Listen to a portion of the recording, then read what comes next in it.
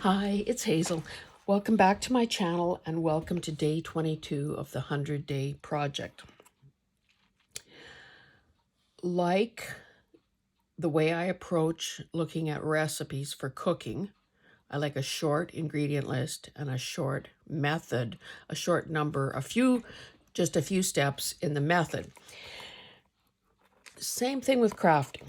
So today is an exciting project because there are only 3 ingredients required: corrugated cardboard, acrylic paint, and some stencils. So let me show you this project. This is a prototype that I've had for a few years and have used basically to hold some of my gel prints that I have done on, parchment paper or deli paper, those tissue paper, those sorts of things. So it is oversized, which I guess allows it to hold a lot more stuff. And you can see that it's basically just covered with color and with stencils. There's some metallic paint in there. And honest to goodness, I smile every time I see it. It's got about a 1-inch spine. So again, to avoid, a very long video or, my issues with editing and my phone doesn't allow pausing and that sort of thing, I have prepped some cardboard and prepped my surface here, and I'll do the finishing steps with you. So what I've got covering my space is the back of one of those desk blotter type calendars that you sometimes get from businesses or can buy at places like Staples. I have my disposable paint palette here. Again, this is one that I use over and over again. I have some cosmetic sponges within reach. I've picked a few bottles of acrylic paint, and I have more beside me. Again, I don't know how far I'm going to go with this with you. Certainly, you'll naturally pick your own size, paint, color, stencils. I will show you, and of course, I've got a gazillion stencils. I don't remember, I guess I must have probably bought a stencil in this great big pouch, and I just kept it to keep some of these oversized ones in. Now, some of these stencils are those something is hooked on something here. Let's see if I can extricate something.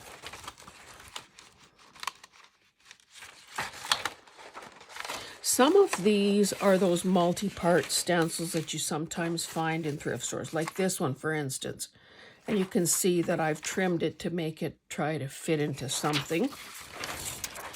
It is, it's got some grid lines, and you can see here where you had to lay the next piece over. So I have a few of those. I think I have one with poppies and maybe one with ivy. This is just an old stencil. I paid 25 cents for it. And this was by Plaid. Now that company I don't think is still around, but they used to do a lot of craft magazines, and they had a lot of product as well. Now I'm not going to show you everything in here because that's not the point of this. Now this one is a Martha Stewart one, and I may want to use it, so I'll just pull it out. But you can see that I trim things to make them fit because, again, storage is half the challenge in craft rooms.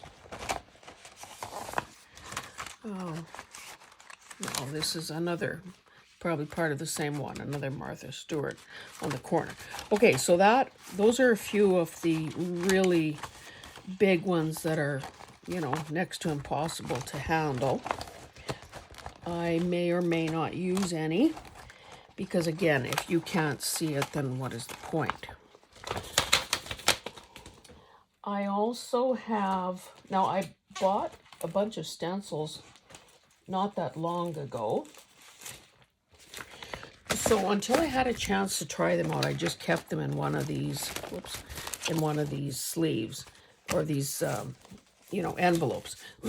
So today I pulled them out, and you'll see that most of them are pristine, other than the few that I have just, you know, dipped into today. So these are sort of that 8x10 size, and it was, these came from Amazon, I believe, and they were basically, you know, a set of however many. Now these are full, no, this one has a multiple designs on it.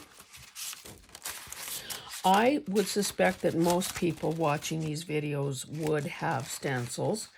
However, if you don't and want to be able to take part in doing something like this, then the simplest thing to do is just start looking around your house for options that that would lend themselves to becoming stickers, or not stickers, stencils, or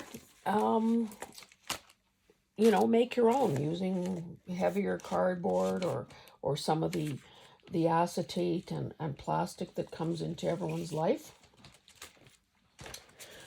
I can't wait to use these. I just pulled them out of their package as well. I love these kind of flourishy things. This reminds me of William Morris. I don't know if it is or not, but that's what it reminds me of. Stencils like, wait, what is this? What is this? Oh, it's a 2 and a 3. So I probably, no, don't think I cut these down. They probably came packaged like that. So in thrift stores, it's not uncommon to find alphabet stencils. And of course, if you use them creatively, you can abstract them and no one will ever know that you've, you know, that you've improvised in that way. So there are those. And pick them up.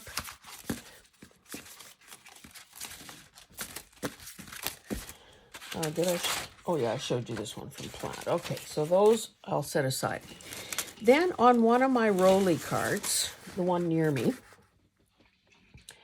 it has kind of a lip. So I have a few of these plastic hooks. And what I've done is, for some of these that I really like to use often, I just bulldog clip them together and then hang the clip on over the hook.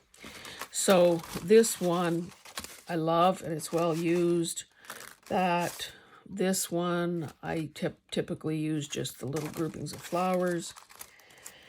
I don't know what that one is, but I love anything with a compass on it. Now these are dollar store type stencils, and I think that they're really intended to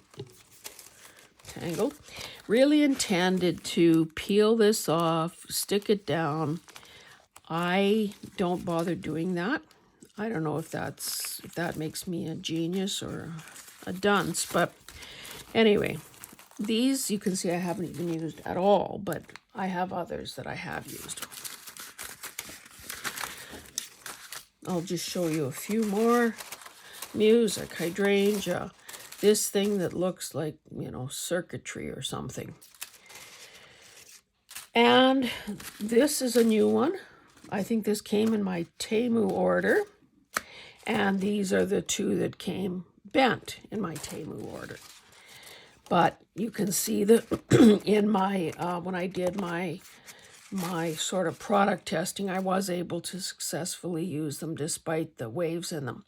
Somebody suggested that, excuse me, that I try heating them gently with a heat gun. I just haven't had a chance to try that. So we'll see. I may be using some of these.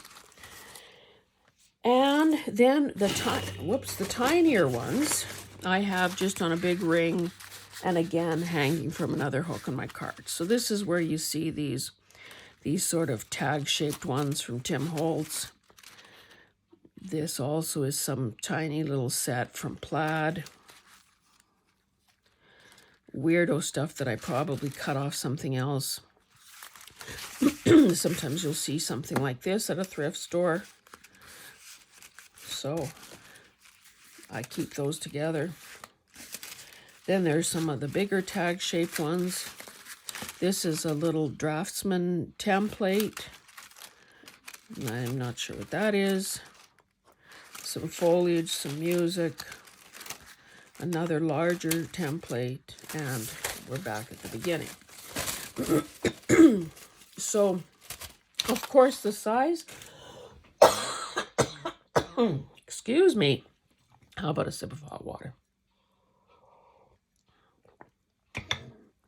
The size of your project will likely determine what size stencils you use. So let me show you what I prepped. So I had this piece of cardboard that probably, I've lost track now, was probably white on this side, but I gave it a coat of gesso nonetheless. Oh, first thing I did was square them off, obviously, and then using a bone folder, basically figured out how much of a spine I want, and I scored those couple of lines. Now, this was product packaging, and it was printed on, of course, in multicolors. And, you know, it's like trying to defy gravity. I thought, oh, I could save a step. And I just I went right for it, and I put a coat of cinnamon brown straight on the cardboard. Well, that was a mistake because it was poor coverage. And it's like when you're painting a feature wall in your house and you realize that the darker you go, the many, many, many more coats you need. Whereas with white, you know, probably 2 coats and you've got her done. So, and this is coming from a girl who's had a burgundy feature wall 25 years ago, and who now has an aubergine wall. No, actually 2 walls, 2 feature walls, 2 different rooms. So I know what the painter went through to get that looking good. So same thing here. Painted the brown on there, ended up thinking, oh, that's crappy, so I covered it with white gesso. And again, pretty poorly, pretty streaky.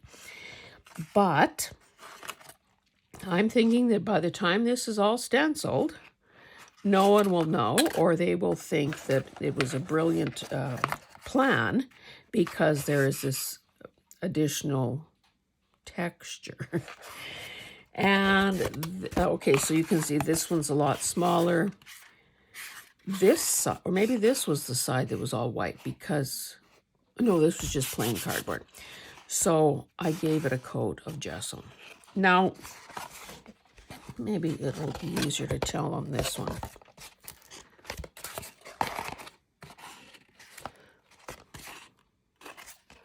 Those two are the same. This must be the different. Oops, sorry. Okay, this one, if you can tell, let me try to show you somehow. The ribs in the corrugation are going this way. And that kind of, you know, scored nicely, and it seems to be okay. On these two, the corrugation lines are going that way. That too seems fine. Maybe it doesn't close quite as well. But again, sometimes you have to, you know, based on the shape of the piece of cardboard, you're stuck with, you only have one option. Now, what do I intend to do with these? Well, who knows? They can clearly be storage for something you're trying to protect. They could turn into journal covers. And in fact, somewhere, but I forgot to look for it, I do have a mini one that's maybe about this size that I think I might have turned into a journal cover, into a journal. So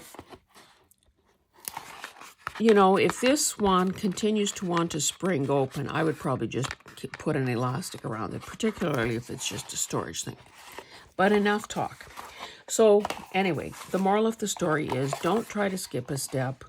No matter what your, however your piece of cardboard looks, whether it's plain white, plain cardboard, brownish color, or a multicolor print, do yourself a favor and give it at least one or possibly 2 coats of gesso, depending on the look you want. And of course, if you don't want your base color to be white, which is why I tried the brown first, is add, you know, a little bit of color, a little bit of pigment to your gesso and kind of kill 2 birds with 1 stone. Anyway, so all I've done so far, I guess the beauty of acrylic paint, beauty and the curse, blessing and the curse of acrylic paint is that it dries quickly, particularly when it's just going on quite lightly. So because I've got 3 things here that I'm working on simultaneously, I do one, stand it up, set it aside, prop it against something, and work on the others. Well, by the time I've done that, the first one is dry, and I can turn it over and do the other side without having to worry about, you know, wrecking something or, you know, making a mess or smearing and smudging. Now, of course, acrylic paint can also be very thick. This stuff that we buy in these bottles is pretty fluid. And of course, it could also be thinned down with water. If a person was buying some, well, this is fluid acrylic also. You can buy golden paint in kind of a fuller bodied formulation, let's say. This is a bottle, this is a 4-ounce bottle of golden, and it's called the high flow acrylic. So it's going to be obviously thin. What I did, okay, so I said I started with this cinnamon brown, and again, the colors are immaterial. As I poured a little puddle of color on this palette. Oh, if you don't have a disposable palette, you could use a piece of wax paper. You could, another thing that, and I don't have my small one here to show you. Quite often when you go to thrift stores, you see those tempered glass cutting boards. So we know that the side that you use is all pebbly.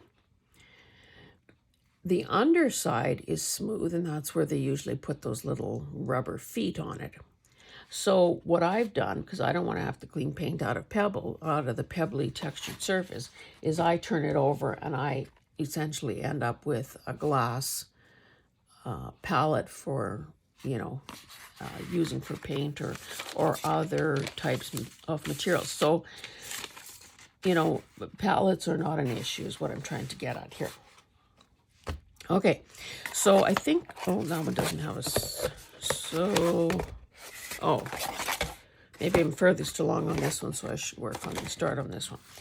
So basically, it's going to close like this. Again, I intend to cover this with so much paint that no one is going to, where, I lost my train of thought. Covered with so much paint that, again, the background won't show, and these little cracks here aren't going to show because, as far as I'm concerned, they don't matter to me. There is some strength and sturdiness to this. So let's just begin. I'm giving this a quick shake. This is a spun gold. These are Deco Art paints, and they're in the 4-ounce bottles, and I believe, oh, I was also going to say, it's less wasteful to put a smaller dollop of paint on your palette and then add more if you need it, than to put a huge puddle on and then find that you're stamping and stamping, or stenciling and stenciling and stenciling because you don't want to waste the paint. So let's just randomly pick something else. This is one that I haven't tried. And in a design like the sample that I've shown you, which is now apparently walked away on its own 2 feet. Oh, there it is. You can see that there's overlap. I'm sure that these horizontal broken lines I did just with some corrugated cardboard where the liner, where the top layer of paper was peeled off. So how do you know when you're done? Well, I guess you're done when you are happy with it. And again, I think it's a plus that it dries quickly. So the sponge, excuse me, is not wet. I'm just basically, touching the edge of it. And with, whether you're stenciling in a project like this or on a piece of paper, a page in your journal, whatever, I think most of us are familiar with the technique. If you want it to kind of blend into the background, you want to, I should have maybe shaken this a little better. I think when it has that that sort of metallic thing to it, maybe the pigments separate a bit more. But again, it's all is not lost. So basically, I'm kind of using a pouncing method, and on a color that on a paint that is more heavily pigmented. Let's see if I can find. Here, this was the very first one I did. You can see I was a little, excuse me, more heavy-handed there than I was here. All of this blends together, and it all has a place, and it all boils down to personal preference. So that is certainly subtle, but it's going to be nice. And it also helps to kind of lay your stencil in such a way, like move it around and lay it in such a way that your design is bleeding off the edge of the paper. So let's do a little more. And of course, for the purposes of this project, I'm also just, barreling right over the spine as well. So here, now that I'm on a second color, I have the option to go over some of the areas that have already been stenciled. And that's where the layering begins. I think it helps also to turn your project around periodically, just so that you can, so that it kind of looks good from every direction. Because let's face it, at this point, I don't know yet, I don't need to know yet, which will be the front cover. And there's also nothing that says that I can't go back into this at any point further on, after some other layers have been added. So I'm just going to, excuse me, stand that up over here while I move on to one of the other pieces. Again, not getting great coverage with this metallic, but can't pick it up. And maybe this would, in hindsight, this might have been a better one to use as more of a finishing color. But I don't think there's any wrong way to do this, because as I said, it is adding something. Excuse me. This is only only the second video of the day, and already I've got that hoarseness, and we have an upcoming little getaway. My grandson, the older grandson, is a good little hockey player, lives in the States, and I guess he's been noticed by somebody, and has been invited to take part in a tournament here in Alberta. So, of course, we're going to be meeting them. You know, they're driving up, we're driving down, and we're all staying in the same hotel, and we'll be able to see each other. You know, we'll get some nice visiting in over several days. I think for the purpose of this video, I may just concentrate on one side unless I really get on a roll here. That pretty well takes, oh, there's a bit there, so let me add a mark or two to this, and then I'll switch to a different color.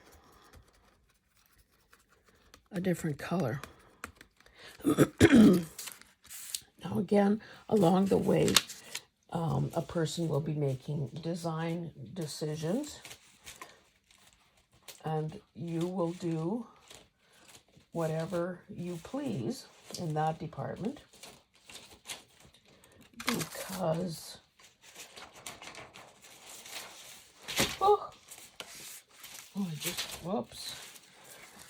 I just saved some and lost some.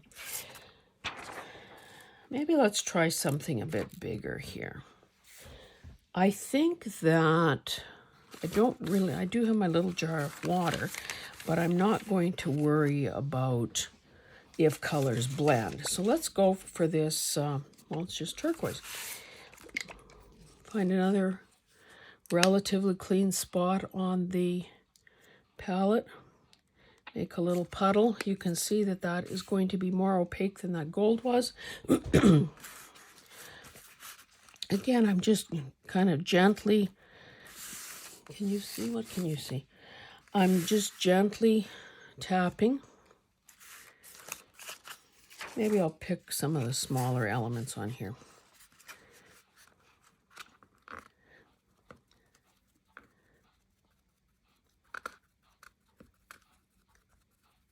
I think that part of the charm of that prototype that I showed you is that there is so much going on, so much pattern, so much color, so much depth, that's why it kind of, see, I should have, if I don't want that color to transfer to my other side, I guess it wouldn't be the end of the world if it did, because it will be color is what this is all about. You might just want to kind of be aware of what's happening on your table. Oh, did I just dip that into that stencil? No, I'm losing my touch. I did say that I have this paper or this calendar thing as a base to protect my desk. And I guess the bonus there is that if there's any transfer of paint or design or color, then it is a nice thing on the paper.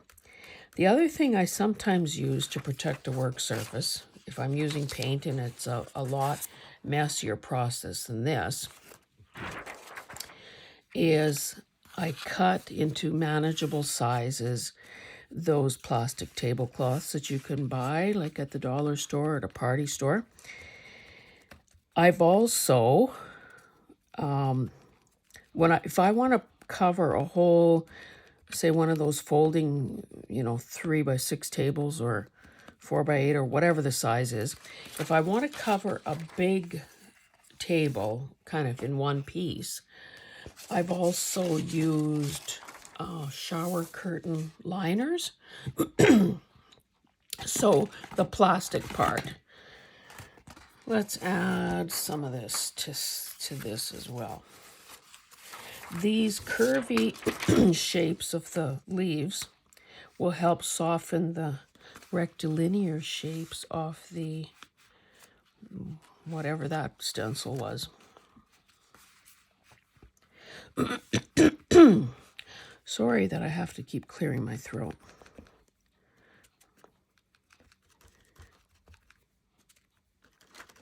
Oops. And again, I think this is, it's just plain old fun. And because I must have gone in both directions with my bristle brush when I was applying the gesso last night, it almost looks a bit like I have a plaid going on there. So again, that works in my favor.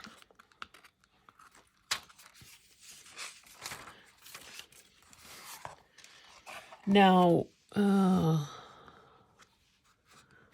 obviously I don't want you to be able to read anything there, because you will find, you will find the nutritional information on those macarons that Costco's selling.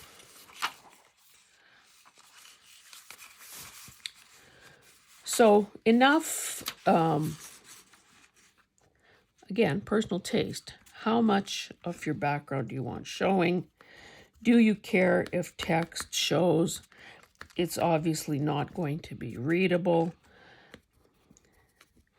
And frankly, if anyone takes the time to read that and bypasses the genius of our artistry, well, we've got to strike them off our list of friends, clearly, because they're missing the boat.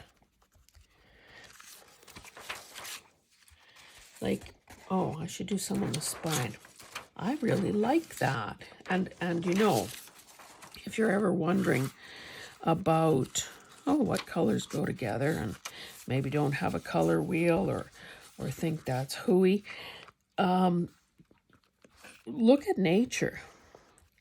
One of the, this is from a Prairie Kid, when you look at a sandy beach and the water and the sky, you know that blue and brown and its various shades are going to work together, because Mother Nature doesn't make crap. So, you know, it's the same thing with a ripe canola field and that stormy blue sky that we sometimes get. Like, that is an absolutely gorgeous color scheme. So if it's good enough for Mother Nature, it is good enough for moi. Maybe I'll do just to, not that these things are a set or anything, but since I still have paint on my, see, I didn't think I put out that much paint, but either I need to put it on a bit heavier, or I still need to learn how to pour paint out.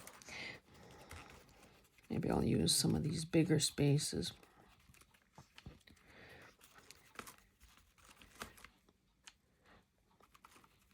Now, if you didn't have, now these makeup sponges are really affordable. You can get a bag of, you can get lots in a bag at a dollar store. And if you take care of them, like if you wash them out after your project, then obviously they will last much longer than if you just let them dry up and then end up having to be thrown out. And as far as washing sponges or brushes go, paint brushes, I just take them to the kitchen sink, squirt some dish soap on them, and then do that. So my hand becomes sort of the little place to lather it up and work the pigment on. And you can tell very clearly when you've got a brush as clean as you're likely to get it.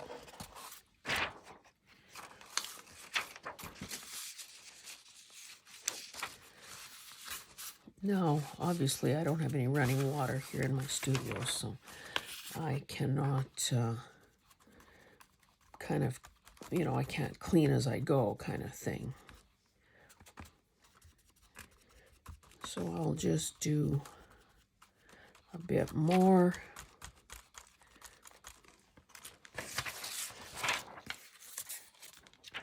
maybe break up this brick pattern a bit down here. And again, by having the stencil hang off the edge of the page, I am able to add interest, and it doesn't look, it looks more natural than it would have otherwise.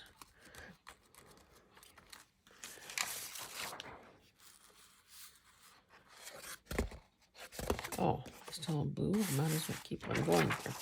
I'll add a few leaves here, and then I'll switch colors again in stencils. I should also be paying attention to the time. Okay, we're at about the halfway mark. I mean, half-hour mark. Excuse me, I really hope that you dig up your supplies and do this, because it is fun, fun, fun. And I'm sure that you will find a use for these little folders, or these little covers, after you have created a bunch. And frankly, if you're going to go to the trouble of finding some cardboard, gessoing it, digging out your paints, finding your stencils, you might as well make it worth your while, is my thinking. Now here I obviously had some paint, top layer peel off. I don't know if it touched something, so I should just try to disguise that a bit. I think that might be all I can squeeze out of that. And again, you're going to use your own preference and your own eye to decide if you have kind of evenly distributed both design and color around your project. You know, if you believe in the rule of three, or, well, in that theory about odd numbers, then, you know, that's something that may guide what you do next. Let's just, for the heck of it, I have just a fraction of my paint here at my side, just for the heck of it. Although this is really expensive stuff. Let's just see what we get with some. You can hear, hopefully you can hear the ball in there. And let's see. Hope this isn't. Ugh.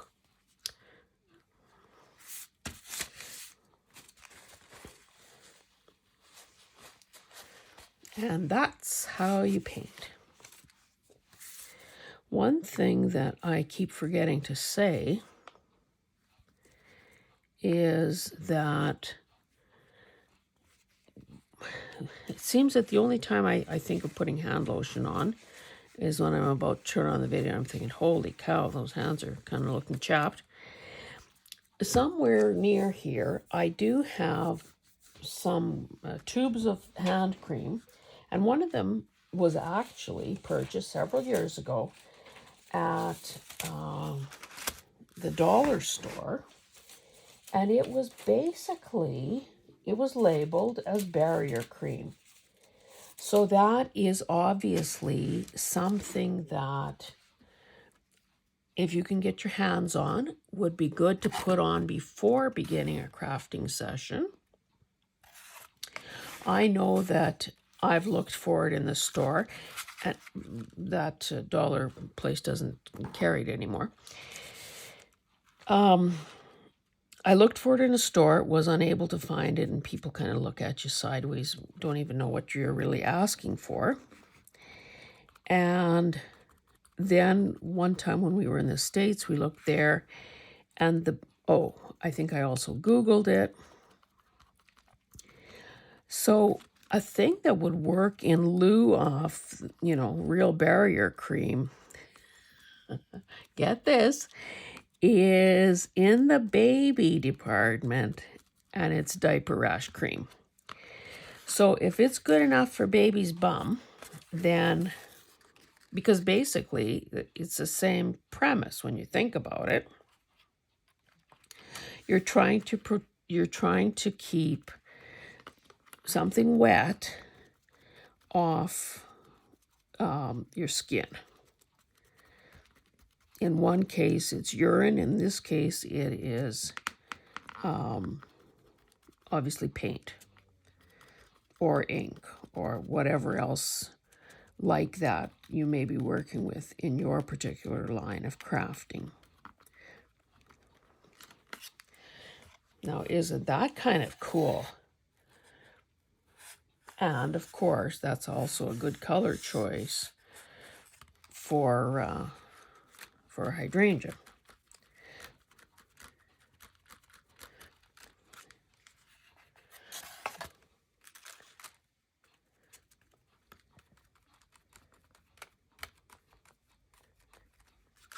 So yeah, if I, but I'm so busy thinking, okay, what am I doing next? How many more days do I have to go? What is it? 78? No. 78? Oh my goodness. So I'm thinking of that. What do I need to have on hand? Do I have a sample? How long might it be?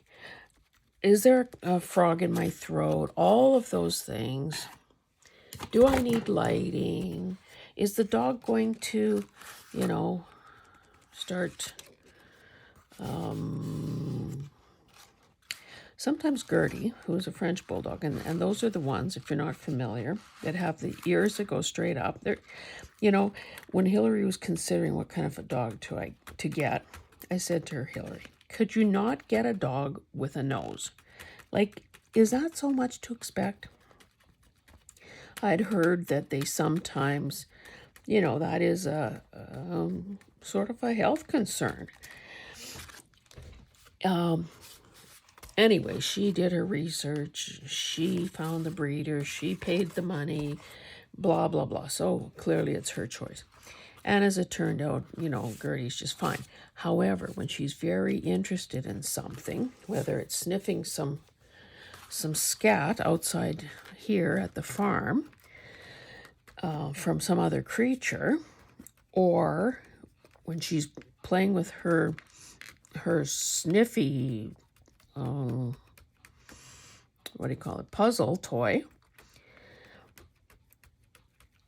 she sounds like a pig looking for truffles.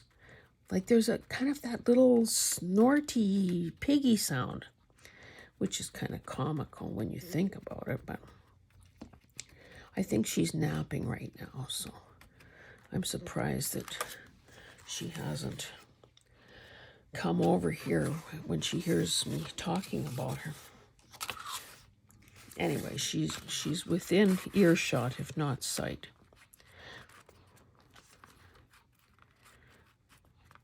It's kind of a nice change to have an indoor pet. We did have a dog many moons ago, small dog, because as a child, Hillary was afraid of dogs. So, that's sort of one of those things that you try to deal with as a parent. I'm going to add a bit more of this. And then when Buddy died, and I have to say, I could not believe, if I wouldn't have felt it and observed it, I would not have believed the sadness and the trauma and the heartache that goes with losing a pet. Because when you think about it, they're one of the few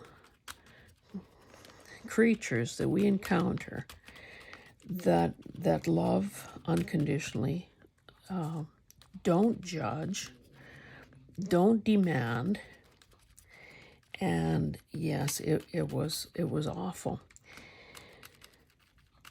But it's also a responsibility.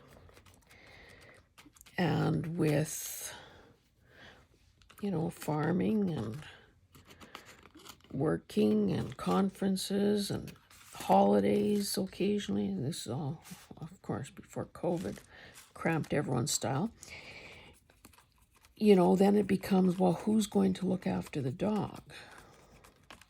Who's going to water the plants? So I have to say that from that angle, from that sheer selfish convenience, see, this is thicker here, so I better not turn this over. I'll let that dry a bit before I try doing the other side. So from a perfectly selfish perspective, it's kind of,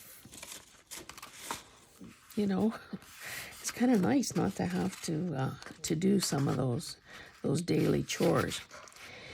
And because my husband is away right now at a conference that I would have attended with him if we weren't babysitting, I'm the sucker that has to get up and go out, for that first pee break. I'm the one that has to try to open the poop bag. And I've noticed that the colder it is, the less likely it is that the bag will open properly. Could just be Murphy's Law, though. Anyway, the first day I thought, well, okay, it's the farm. Obviously she's nowhere near the road. She's not about to run out onto the road. Goodness knows there's hardly ever any traffic by here. So I let her go out without her harness and her leash. Well, I'll tell you, when she disobeyed and ignored me repeatedly, even though I was getting louder and my now was getting more insistent, I thought, okay, girl, you're losing those privileges. And so ever since then, she has had to, I have to put her harness back on. So, yeah, sometimes it's hard to tell who's dragging who around out there. She's so goofy. If she doesn't want to go, she'll just basically dig in and, sort of lower herself to the ground, and just, it becomes almost like a tug of war. And of course, I'm going to overpower her. Sometimes, and I know that my daughter does this in Edmonton too, and it's people think it's funny when they see it, is sometimes when she lies down on her back, her biggest amusement is getting pulled around, like you're pulling a sled almost, but it's this dog on her back. So I don't know if that's some kind of abnormal behavior, or if that is a really nice exfoliation, if that, takes care of an itch of some kind, or if it's just plain old fun. So there's been some of that happening too. And of course, rolling in all the dead grass. Okay, let's get a bit of this color in the middle, and I think I'm going to have to quit very soon. Obviously, there is more to this than is going to fit in one video. I mean, no, let me rephrase that. I'm not doing a second video. What I'm trying to say is this will not be completed in this video. So